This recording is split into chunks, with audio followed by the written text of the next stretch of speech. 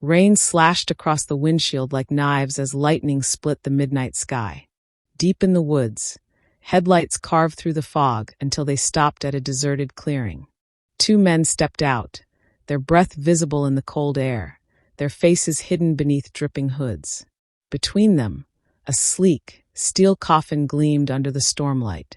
"Make it quick," one muttered, glancing around nervously. The other smirked. "He won't be waking up." Inside the coffin, Ethan Ward could hear every word. His lungs screamed for air, his body paralyzed by the poison still coursing through him. He tried to move, nothing.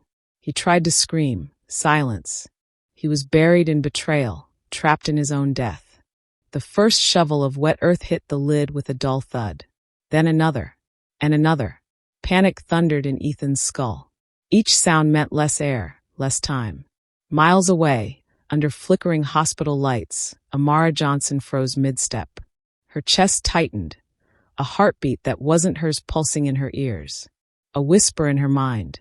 A man calling for help. She looked out into the storm, unaware that destiny was already pulling her toward a buried grave, and a secret that could kill her too. If you're enjoying this story, click subscribe, like this video, and comment what time it is that you're watching this video. Now let's get back to the story. The soft hum of fluorescent lights echoed through the sterile hallways of Ward International Medical Suites, a private wing built to serve the elite few who could afford silence, discretion, and miracles. The air smelled of antiseptic and money, the kind of clean that only wealth could buy.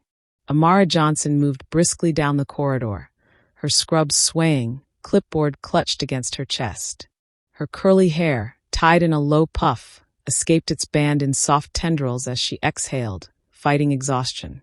She'd worked 3 double shifts in a row, not because she wanted to, but because she had to. Her mother's dialysis bills didn't wait for payday. Still, something about this wing unsettled her. Unlike the rest of the hospital, the ward suites never slept. Yet somehow, it felt lifeless. Behind one of the frosted glass doors, a nameplate read, "Ethan Ward, Executive Care. Authorized personnel only." Amara slowed her steps. That name had weight. Ethan Ward wasn't just another patient. He was the founder and CEO of Ward Global, a tech empire spanning from renewable energy to cyber defense. But more than his wealth, it was his sudden disappearance that stirred whispers through the staff. The world thought he was on a private medical retreat. No one had seen him publicly in months.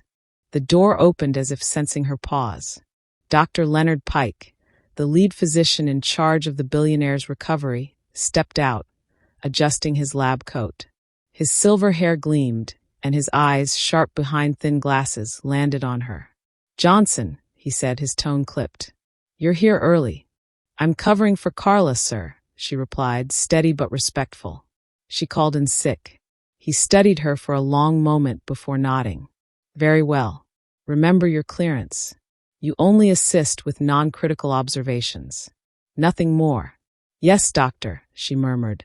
As he walked away, Amara caught the faint sound of voices inside Ethan's room. One cold and hushed, the other barely a whisper.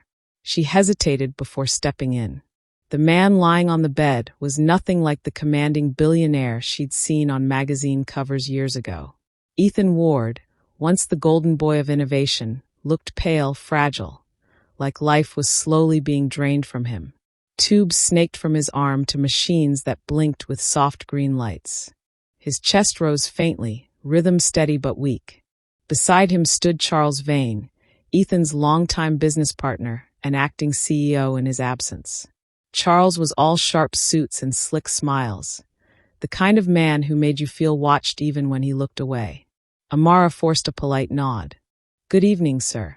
He barely acknowledged her. "Dr. Pike says his condition's stable." He asked no one in particular. "Yes," she said softly. "Vitals are holding, but he's still sedated. We're monitoring cardiac." Charles cut her off with a wave. "Good. Keep him that way. The world doesn't need to know he's incapacitated." Something in his tone twisted her stomach. There was a weight in those words, something unsaid, something deliberate. When Charles and the doctor finally left, Amara exhaled deeply and looked back at the man in the bed. His breathing was shallow but steady. She reached to adjust his blanket and froze. There, under the monitor, she noticed something odd. The EKG lead wasn't attached correctly. It was reading a false arrhythmia. She fixed it.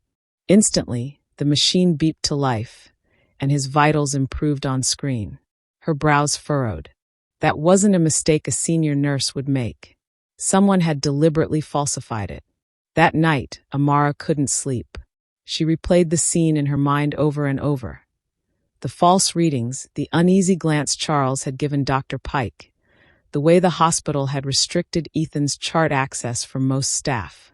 Even his records were marked as confidential under corporate directive. The next morning, she arrived early again. Ethan was still sedated, but his vitals remained stronger than reported. She quietly ran additional diagnostics on her handheld scanner. All normal. Too normal for someone allegedly dying. Her heart pounded. "This doesn't add up," she whispered.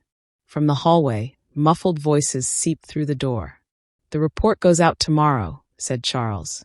"Ward is dead. Heart failure. Keep it clean." Amara froze. Dr. Pike's voice followed, lower but urgent. "He's not dead, Charles. You can't just." "He will be," Charles hissed. "I didn't build this empire just to hand it back to a man who's too idealistic to see the cost of power. He had his chance." Silence. "Then, you'll get your bonus, doctor. Just follow the protocol." Amara's blood ran cold. She backed away from the door, careful not to make a sound. Her pulse hammered against her ribs. They weren't treating Ethan, they were killing him. By nightfall, the corridors were empty. The hospital's main lights dimmed to a low hum. Amara stood outside Ethan's door, clutching her security badge. Her mind screamed at her to walk away, to let it go, but her heart refused. She slipped inside. Ethan's breathing was faint but rhythmic. The monitors still displayed abnormal readings, manipulated, no doubt, to match a predetermined death. She glanced at the 4 drip and gasped. The label had been switched. The substance wasn't saline. It was potassium chloride, a drug that could stop the heart if overdosed. "Oh my God," she breathed, fumbling to switch the line off. Suddenly, Ethan's eyelids fluttered. She froze, watching him stir, his lips parting slightly as he exhaled a weak sound. His eyes opened halfway, unfocused but alive. "Where?" His voice was dry, barely audible. "Mr. Ward, it's okay," she whispered, leaning close. "You're safe for now. Please stay still." "Who?" His gaze drifted to her badge, his pupils constricting. "Amara?" She blinked, startled. How did he know her name? "I saw your name on my reports," he murmured faintly. "I heard them talking Barry alive." His hand twitched toward her. His pulse was fluttering under her fingertips. "Don't speak," she whispered urgently. "They think you're dying. You have to stay quiet. Please." He nodded weakly before slipping back into unconsciousness. Tears welled in her eyes. There was no more doubt. The man wasn't dying naturally. He was being murdered for his fortune. When Dr. Pike arrived at dawn, Amara forced herself to act normal. She handed him the morning vitals report, edited just enough to avoid suspicion. He gave her a perfunctory nod, not noticing the small camera she'd hidden behind the monitor, quietly recording everything. Later that afternoon, the hospital descended into chaos. A team of private security men in black suits entered the ward, led by Charles Vane. They carried a sealed document, a death certificate. "Time of death," Charles said coolly, glancing at his watch, 14:30. "Cause cardiac arrest." Amara's heart slammed against her chest. She looked at Ethan. His chest still moved faintly, imperceptible to untrained eyes, but she saw it. Dr. Pike hesitated. "Charles, his heart is still." "Do it," Charles barked. The doctor sighed, scribbled his signature, and motioned to the attendants. "Prepare the body." As they disconnected the monitors and covered Ethan with a sheet, Amara felt her legs tremble. Every instinct screamed at her to speak, to shout that he was alive. but surrounded by guards and corruption, she'd be silenced before anyone believed her. She watched helplessly as they wheeled the gurney away, the white sheet ghosting over his face. Charles patted her shoulder as he passed. "You've done your duty, nurse. Consider this your last day on the job." And just like that, the door shut behind them. But Amara wasn't done. When the morgue lights flickered hours later, she stood hidden in the shadows, watching as the coffin lid was prepared. She saw Ethan's pale face, serene and unaware, lying inside the satin lining. The mortician was ready to seal it. Her hands shook as she stepped forward, voice trembling. "Wait, I need to confirm identification before final closure." The mortician, tired and indifferent, shrugged. "Make it quick." As he turned to fetch a tag, Amara's hands flew to Ethan's wrist. Pulse faint but there. Still there. Still fighting. She swallowed hard, tears stinging her eyes. He was alive, and she was the only one who knew. Without hesitation, she made her choice. "Actually," she said aloud, steadying her tone, "Dr. Pike wanted me to handle the transport personally. I'll take him to the crematory myself." The mortician blinked. "You? That's unusual protocol."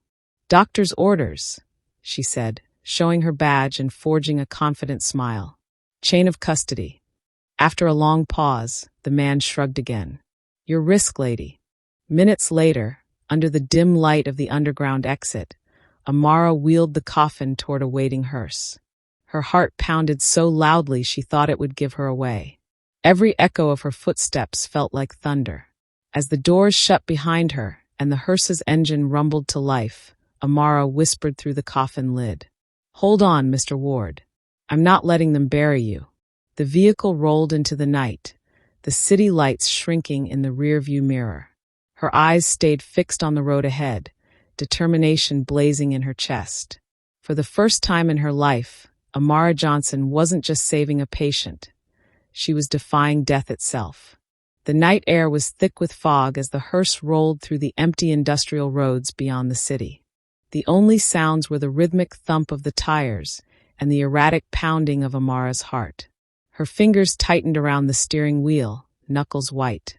The coffin lay behind her, sealed yet humming with the terrifying awareness that Ethan Ward was alive inside.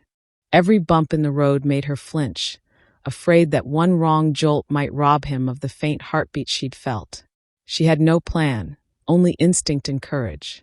The GPS glowed faintly on the dashboard, leading her toward the outskirts, to a small cabin that once belonged to her late uncle, a retired paramedic. It wasn't much, but it had the medical tools she needed. If she could just reach it before dawn. Halfway there, she caught sight of a dark SUV in her rearview mirror. Her stomach dropped. "They're following me." She pressed harder on the accelerator. The engine roared in protest, but the hearse wasn't built for speed. The SUV kept its distance, headlights off, like a predator stalking prey. She forced herself to stay calm. "You can do this, Amara. Just get to the cabin." When the narrow forest road appeared, she turned sharply, killing her headlights. The hearse plunged into the dark woods, bumping over roots and gravel until she reached the clearing. The SUV passed the junction, unaware of her sudden turn. Only when the taillights faded did she exhale, trembling. She rushed to the back of the hearse, fumbling with the coffin latch. Her hands shook violently as she pried it open. "Ethan, please hold on," she whispered. The lid creaked open. Inside, the billionaire's face was ashen, but his chest faintly rose. Alive. Barely. Amara grabbed her old medical kit, cutting through the satin lining to free his arms. She checked his pulse, weak but steady. A mixture of relief and terror flooded her veins. "Okay," she breathed shakily. "I've got you. Stay with me." She injected a mild stimulant, praying it would revive his responsiveness. Then she set up oxygen from a portable tank. Minutes dragged into eternity until a raspy gasp escaped his lips. Ethan's eyelids fluttered open. Where am I?" His voice was dry, hoarse, a ghost of itself. Amara's eyes filled with tears. "You're safe now. Please don't move." "You were they tried to." He tried to sit up, groaning. I couldn't breathe. I thought I was dead. You almost were, she whispered, gripping his hand.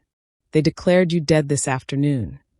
He blinked slowly, confusion and horror battling across his face.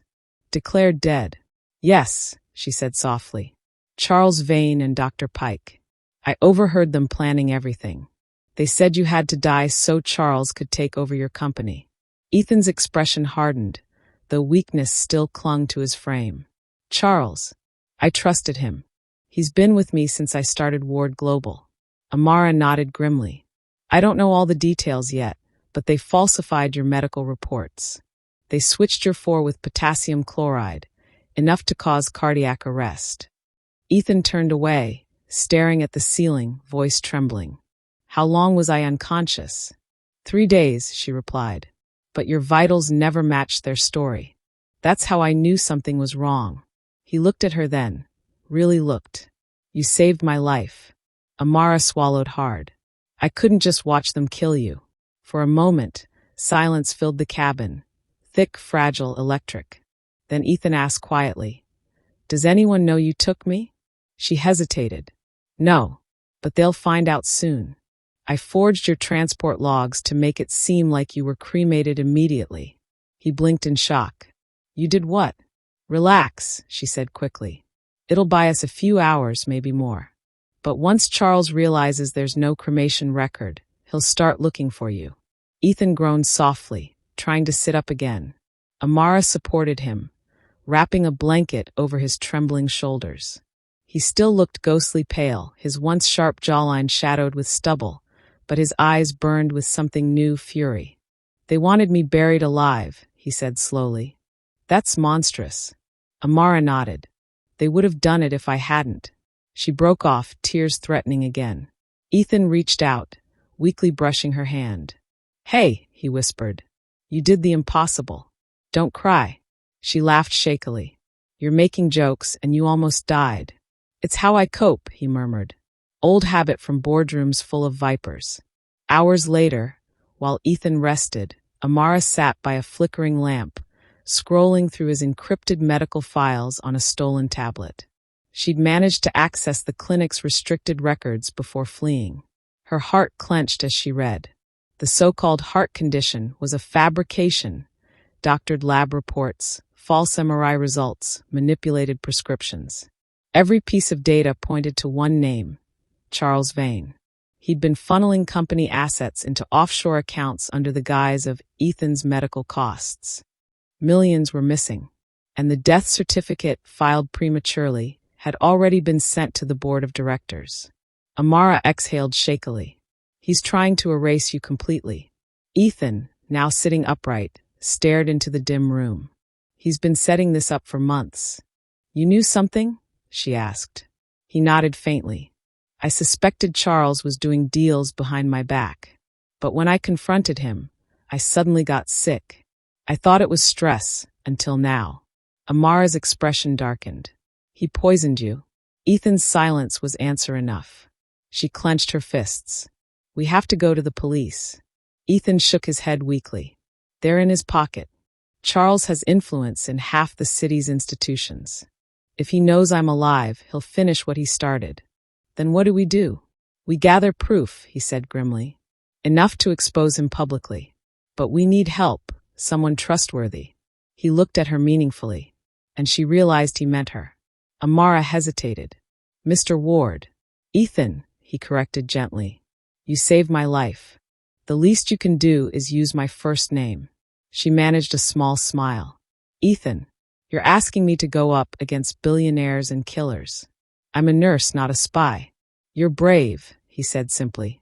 Braver than anyone I've known. That's what I need. His words struck something deep inside her. Something that scared her more than Charles's threats. It wasn't just courage he saw in her. It was trust. By morning, the sun filtered weakly through the cabin blinds. Ethan, though frail, looked sharper, more alive. He'd shaved, borrowed her uncle's old coat, and started pacing the small room, mind already racing with strategy. Amara watched him, torn between admiration and fear. You should be resting. I can't rest knowing that man's running my company, he he said, his voice steadier. He's probably already announced my death. Once my will's executed, he gains majority control. Amara leaned forward. Then we stop it before that happens. How long do we have? Ethan paused, doing quick mental math. The board will meet in 48 hours to sign the transition documents. She frowned. That's not much time. No, he agreed. But enough. He turned to her, eyes bright with resolve. We'll start by finding Dr. Pike. He's the weak link. Charles can bribe or threaten him, but guilt eats at a man like that. If we can get him to talk, we'll have proof. Amara nodded reluctantly. I can try to contact him, but if Charles suspects anything, then he'll come for us both, Ethan finished. The truth hung between them, unspoken but heavy. They were already living on borrowed time. That night, Amara drove back into the city under a fake hospital ID, heart hammering as she approached Dr. Pike's house. The street was quiet, his lights still on. She knocked softly. When the doctor opened the door, his face drained of color. Amara, he hissed. What the hell are you doing here? I need to talk to you, she whispered urgently. It's about Mr. Ward. He flinched. You shouldn't even be saying that name. He's alive, she said flatly. The doctor froze. That's impossible. You signed his death certificate, she cut in. I know, but he's alive, and I have proof that Charles staged the entire thing. Dr. Pike's shoulders sagged. He looked 10 years older. You have no idea what you've done. You helped them, she accused. You almost buried a man alive. I didn't want to, he said, voice trembling. Charles threatened my family. My son's tuition, my wife's medical bills. He controls everything. I had no choice. Amara softened slightly. Then help me fix it. Help him survive. He looked at her, torn between fear and conscience. Finally, he sighed. There's a flash drive in my office safe, files, correspondence, transaction logs. It's everything Charles used to set this up. She nodded. Where is it? Ward Suite's my desk, he said. Third drawer, behind the certificates. Suddenly, headlights flooded the porch. A black SUV screeched to a halt outside.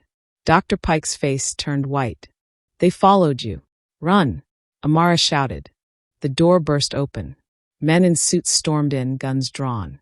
Amara ducked behind the couch as Dr. Pike shouted. She's here. Get. A gunshot split the air. Dr. Pike fell instantly. Amara screamed, scrambling for the back door. Bullets splintered wood as she sprinted into the alley, jumping into her car and flooring the accelerator. Tears blurred her vision as the city lights streaked past. She gripped the wheel so tight her knuckles burned. Pike was dead, and now Charles knew she was alive, and that Ethan might be too. When she reached the cabin, Ethan was waiting outside, tension etched across his face. She stumbled out of the car, shaking. He's dead, she gasped.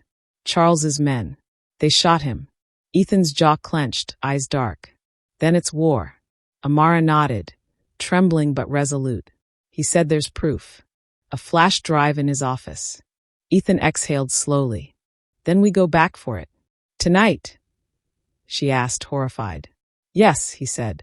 Before Charles destroys everything. Amara looked at him.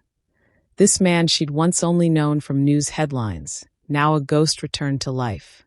His calm, his certainty, his faith in her. It terrified her almost as much as it moved her. She met his gaze, then nodded. Okay, let's finish this. Ethan's expression softened. You could walk away, you know. You've done enough. Amara shook her head. No, I started this. I'm seeing it through. For a long moment, they held each other's eyes. Two strangers bound by fate, fear, and something deeper growing in the silence between them. Then Ethan turned toward the horizon, where the first faint streaks of dawn painted the sky. Then let's go save my life again, he said quietly. And together, they vanished into the rising light. The city slept under a haze of smog and secrecy as Amara and Ethan slipped through the side streets, cloaked by the shadows of dawn. The world believed Ethan Ward was dead, and that was their only advantage. Amara's heartbeat matched the thrum of the engine. The dashboard clock blinked 3:47 a.m. Every second brought them closer to Ward International Medical Suites, the place where this nightmare had begun. She glanced at Ethan beside her. He was no longer the frail patient she'd pulled from a coffin. Though still weak, he carried himself with a quiet strength, eyes alert, jaw set. The exhaustion had carved deeper lines into his face, but his resolve made him look alive in a way that unnerved her. "You shouldn't be out of bed," she murmured, half joking, half serious. He gave a faint smirk. "I've been through worse board meetings." She almost smiled but couldn't hold it. "They'll have tightened security after Pike's death." "You sure about this?" Ethan's gaze hardened. "Charles thinks he's untouchable. We're about to prove him wrong."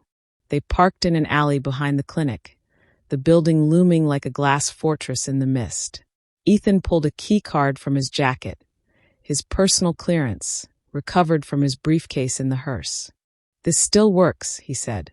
"Unless Charles deactivated my credentials." Amara looked at him skeptically. "And if he did?" He shrugged. "Then we improvise." "Improvise," she echoed with a sigh. "You sound far too calm for someone sneaking into his own morgue." "Calm is just panic in a tuxedo," he murmured. That made her smile, if only briefly. They slipped through the rear service door. The hospital halls were dark, sterile, echoing with distant hums of machinery. Every shadow seemed alive. Amara led the way. She knew the layout by heart. They reached Dr. Pike's office. The door was locked, the keypad glowing red. Ethan crouched beside it, pulling out a tiny device from his pocket. Amara blinked. "You carry a code scrambler?" He grinned faintly. Perks of owning a cybersecurity firm. Within seconds, the light flickered green. The lock clicked open. Inside, the office smelled faintly of disinfectant and fear. Papers were scattered on the floor. Someone had already searched it. Amara's heart sank. "We're too late." "Not yet," Ethan said, scanning the room. He said it was behind the certificates. He moved to the wall where framed diplomas hung in neat rows. One of them was crooked. Ethan lifted it carefully, revealing a small steel safe embedded behind it. Amara's pulse quickened. "Please tell me you know the code." He smiled faintly. Pike was a creature of habit. His son's birthday, maybe. He typed a few numbers. Beep. Denied. Another set. Beep. Denied. She held her breath. Try his wife's name. He entered Marie 7, and the safe clicked open. Inside was a small flash drive and a thin folder of documents stamped Ward Confidential. Ethan exhaled. Got it. But as he pocketed the drive, a distant alarm began to wail. Amara froze. What did you do? Nothing, he said quickly, glancing at the hallway monitors. Red lights flashed on the security feed. Someone triggered motion sensors. They know we're here. She grabbed his arm. We have to move. They sprinted through the back corridors, the sound of boots echoing behind them. Security guards in black uniforms flooded the hallways. Ethan pointed toward the stairwell. Down the basement, the ambulance bay exits onto the loading docks. Amara nodded, heart pounding, lungs burning. They raced down the stairs, footsteps slamming against concrete. Behind them, voices shouted. They're in the West Wing. Don't let them reach the exit. As they burst into the basement, Amara spotted the morgue's cold metal doors. The same ones she'd walked through just nights ago when she saved him. The memory hit like a shockwave. The smell of antiseptic. The sound of silence. His lifeless body. And her own trembling hands defying death. She pushed forward. But as they neared the exit, a guard rounded the corner, weapon drawn. Stop! Amara froze. Then Ethan stepped in front of her. No one has to get hurt. The guard's eyes widened. Mr. Ward, you're supposed to be. Ethan lunged forward, slamming the man against the wall before he could finish. Sorry about the resurrection, he said dryly, knocking him out cold with a single punch. Amara gaped. Where did you learn to do that? Self-defense classes, he said, wincing and shaking his hand. Highly overrated. They dashed to the loading bay, slipping into a maintenance elevator that rattled upward. But when the doors opened, they found themselves face to face with Charles Vane. Charles stood there in a crisp black suit, flanked by two armed men. His expression was one of calm, cold disbelief. "Well," he drawled, "if it isn't the corpse himself. I should have known the nurse had more guts than sense." Ethan's jaw tightened. "You killed Pike." Charles shrugged. "Collateral damage." He got squeamish. "Like you got greedy?" Ethan snapped. "You poisoned me, Charles." "I saved you from yourself," Charles hissed. "You were going to dismantle the arms division. You were going to make this company moral. That's not how the world works." Amara stepped forward. "You tried to bury a man alive." Charles's gaze shifted to her, venomous. "Ah yes, the nurse. The one who doesn't know her place. Do you have any idea what you've cost me?" Ethan's voice turned to steel. "She's the only reason you're not being tried for murder right now." Charles smirked. "And yet, here you are, two witnesses, no power, no proof. That flash drive you're hiding won't save you." Ethan raised a brow. "Funny. You seem awfully worried about something that won't save me." Charles's smile faltered. "Get them," he barked. The guards advanced. Ethan shoved Amara behind him as the first man lunged. A scuffle broke out. Fists, shouts, chaos. Ethan dodged a swing, landed a blow to one guard's stomach, but another grabbed Amara from behind.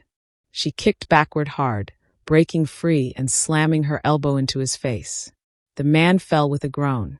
Ethan turned just as Charles pulled a gun. "Stop!" Amara cried. Charles smirked. "You should have stayed buried, Ethan." Ethan froze. But before Charles could pull the trigger, a blinding flash erupted from the security light above. Amara had grabbed a fire extinguisher and smashed it against the lamp, showering sparks. Charles cursed, firing blindly as smoke filled the corridor. Ethan grabbed Amara's hand. "Run!"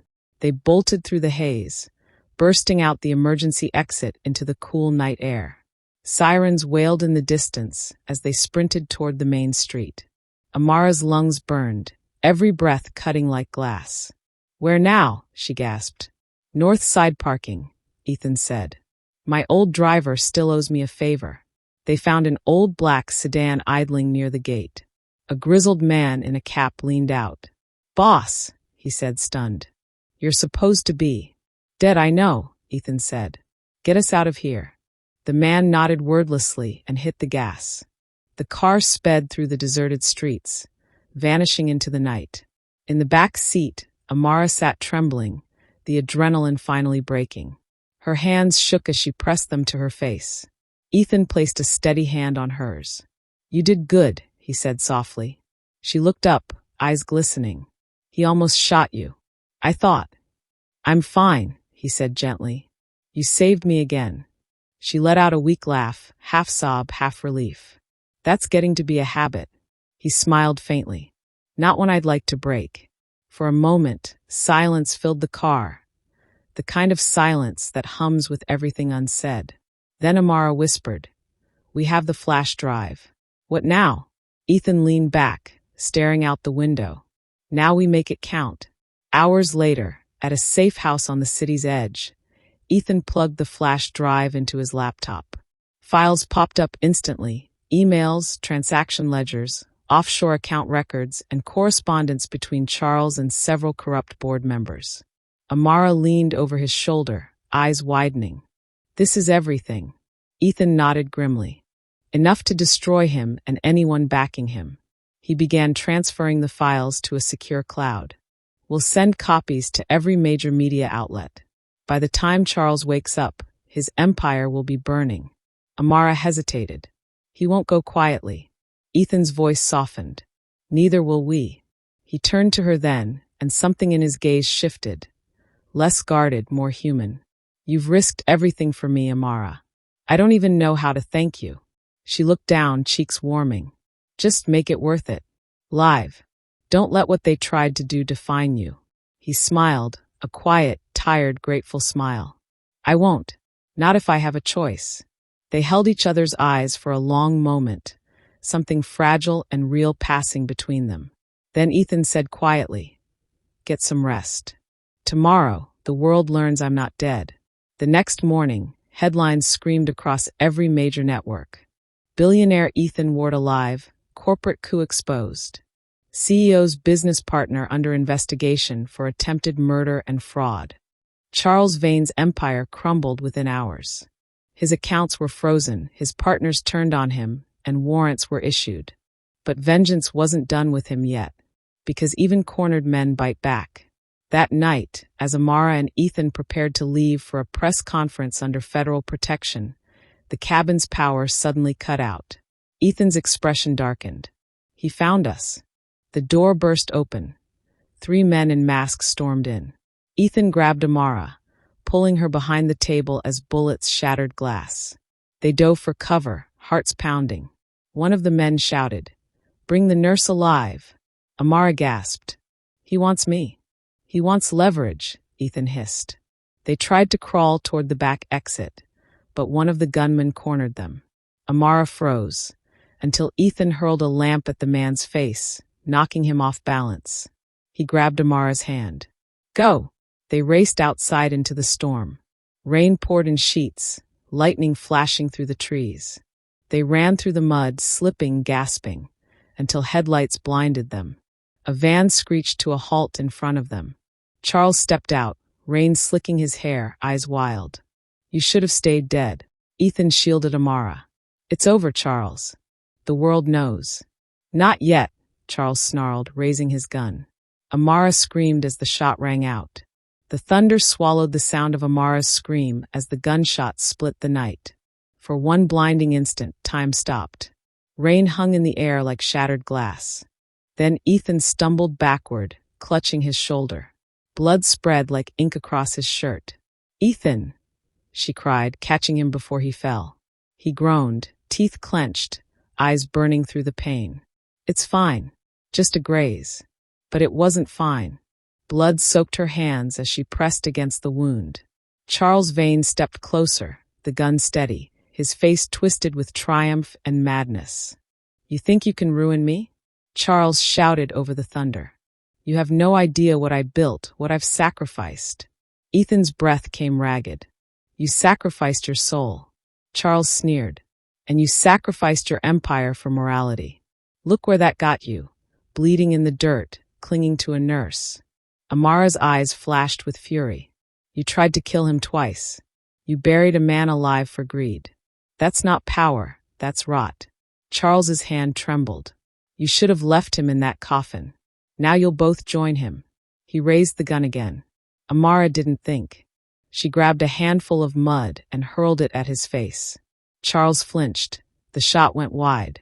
Ethan surged forward despite the pain, tackling Charles into the mud.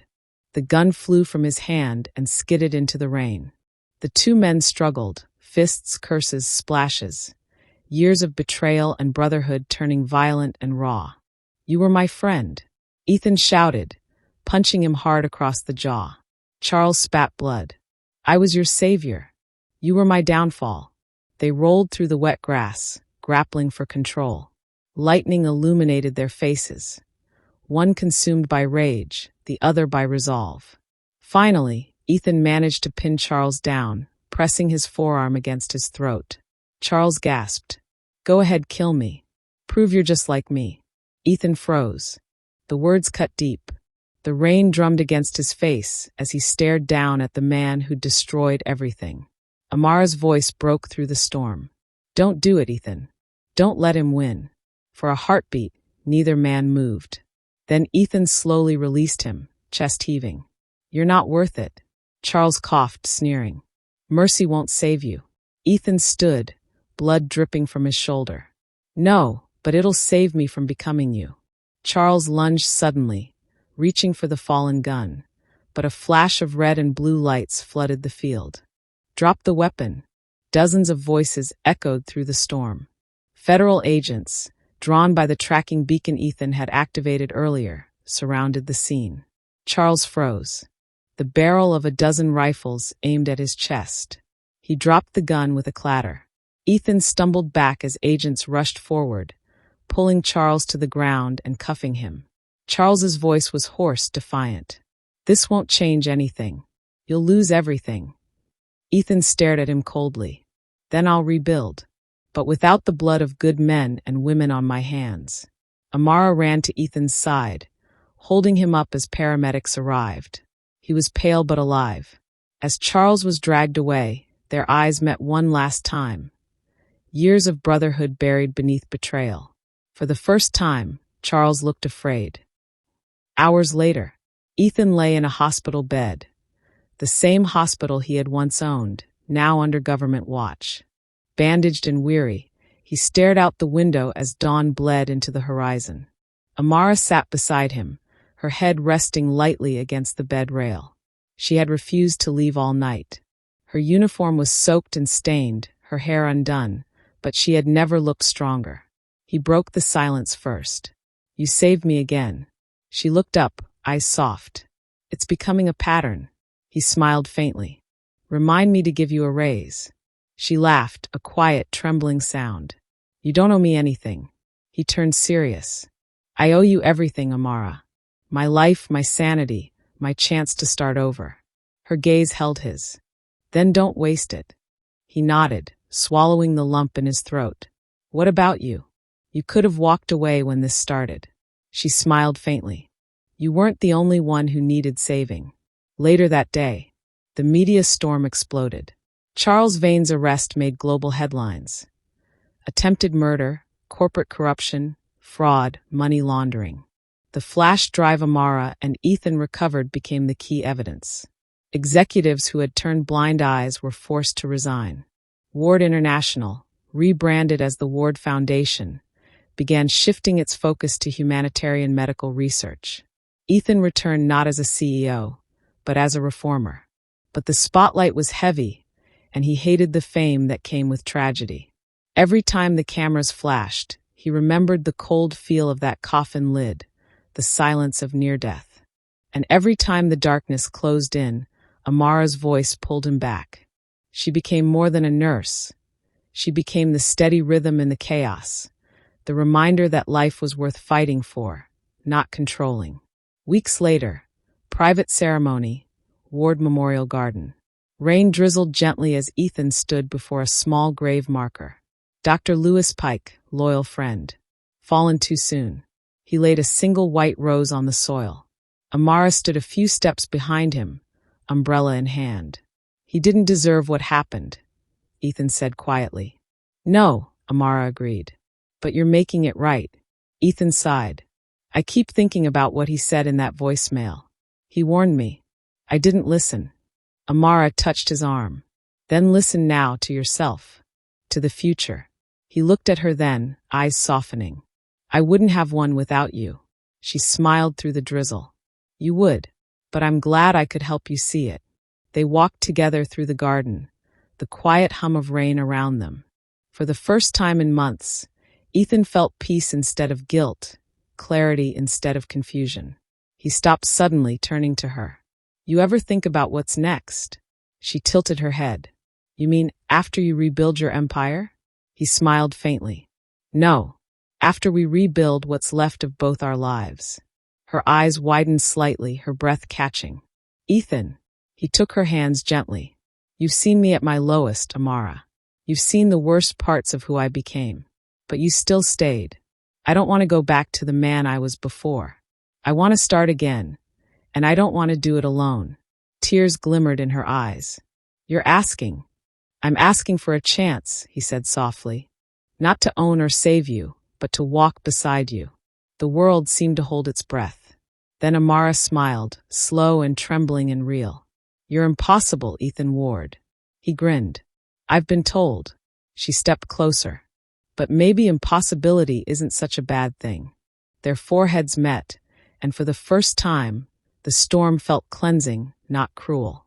A week later, public conference, Ward Foundation headquarters. The world waited. Cameras lined the lobby as Ethan walked to the podium, his left arm still in a sling. Amara stood just behind him, not as a nurse this time, but as the foundation's new director of humanitarian initiatives. Ethan looked out at the crowd. The man who once ruled through fear now spoke with quiet conviction. "Power without conscience is destruction," he began. "For too long, I let ambition blind me. I trusted greed over grace.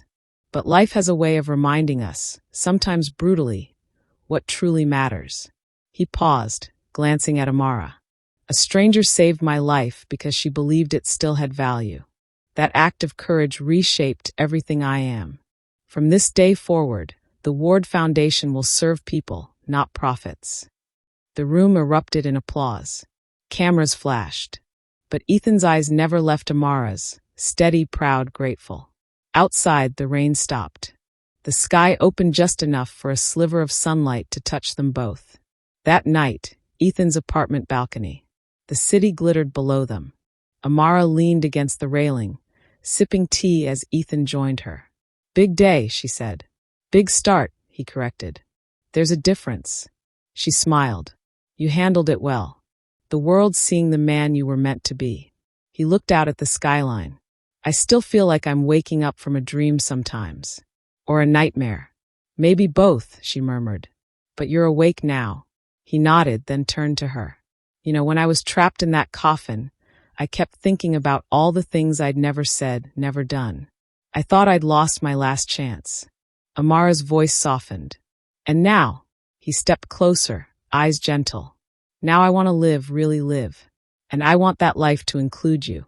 She looked up, the city lights reflected in her eyes. "Then stop talking and prove it." He smiled, leaning in. The kiss was soft, unhurried. Not born of desperation, but of gratitude, healing, and quiet hope. The storm had passed. For the first time, peace felt possible. Morning sunlight streamed through the glass walls of the Ward Foundation's new headquarters. A sleek, minimal structure of white steel and green-tinted windows.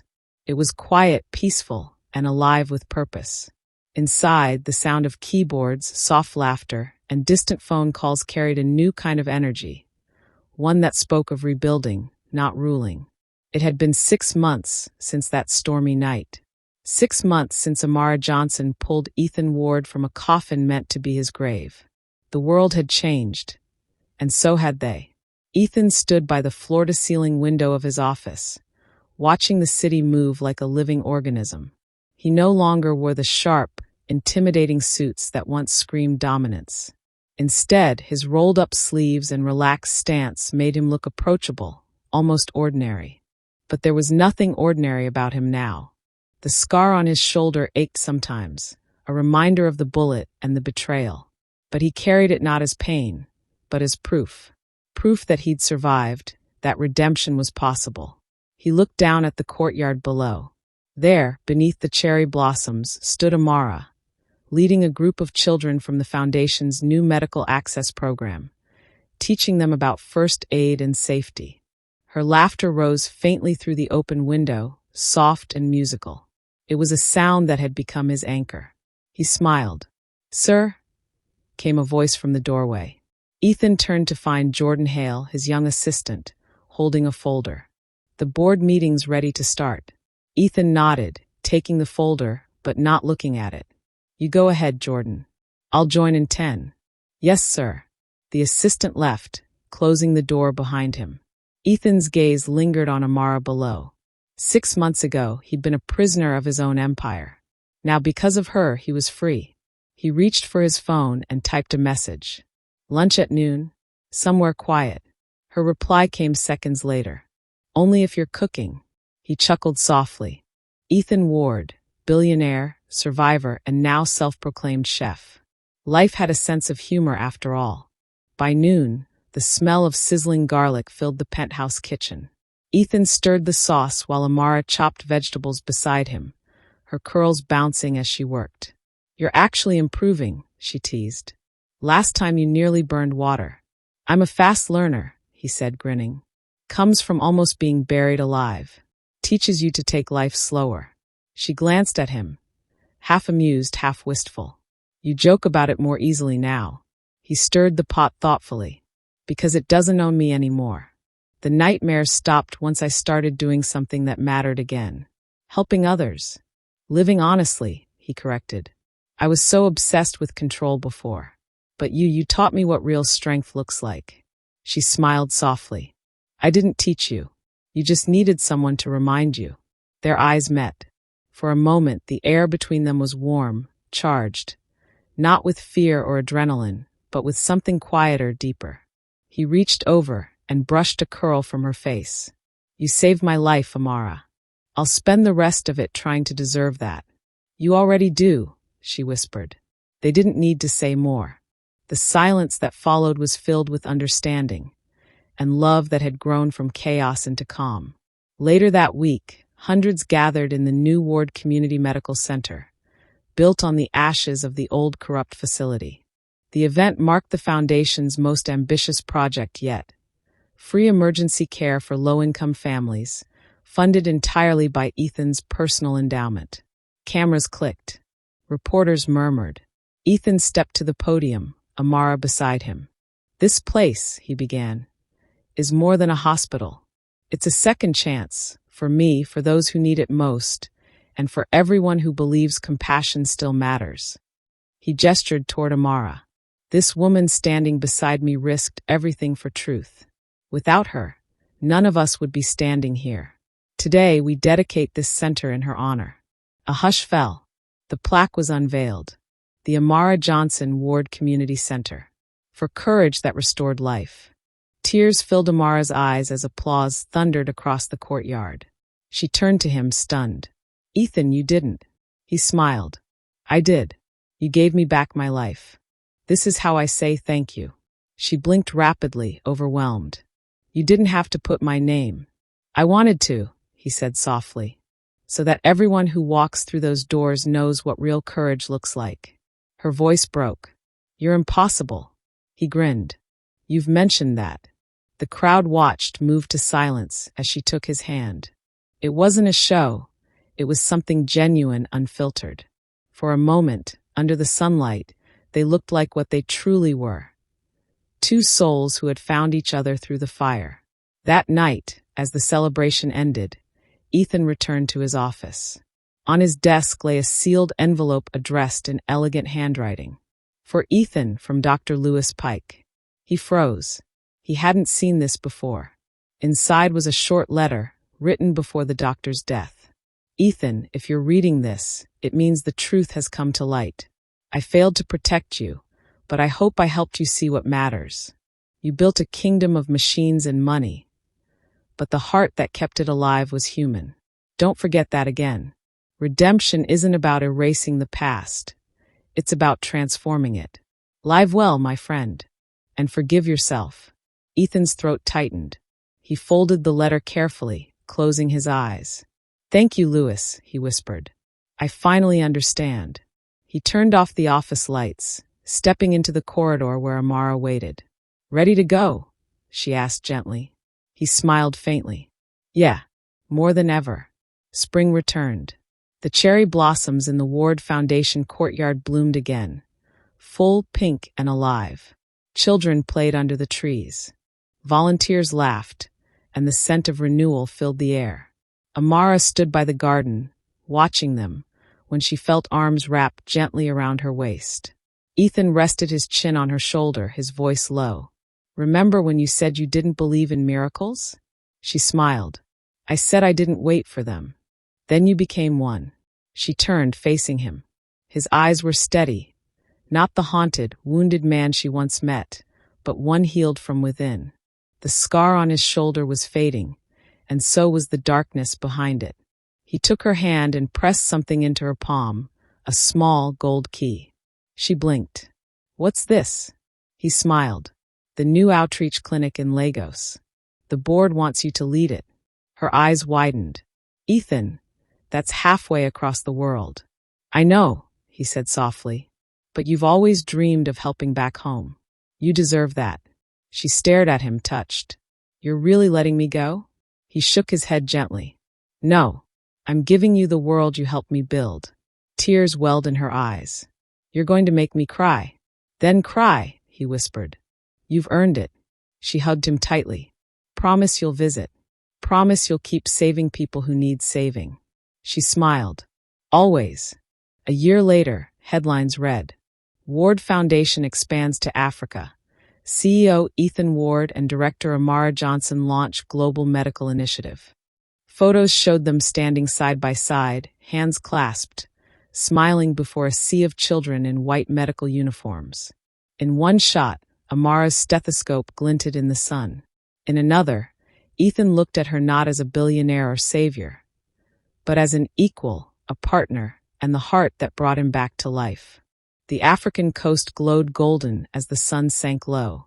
Amara and Ethan sat side by side on the porch of a small clinic overlooking the sea, the sound of laughter drifting from the village below. Ethan reached for her hand. "You know, I used to think wealth was about what you owned." She looked at him, smiling. "And now," he squeezed her fingers, "now I know it's about who you share it with." She leaned her head on his shoulder. "Took you long enough." He laughed softly. "You saved my life, Amara Johnson. The least I can do is make it a beautiful one." The waves crashed gently against the rocks below, as the wind carried the scent of salt and new beginnings. Above them, the last light of day wrapped them both in gold. And for the first time, the man who once ruled the world finally felt free. The end. Thank you for watching this story to the end. If you enjoyed this story, you will surely love the next one. It's as crazier and more intriguing as you can ever imagine. So do check it out. Click on the image showing on your screen right now to watch the next one. Don't forget to subscribe, and I'll see you in the next one. Bye for now.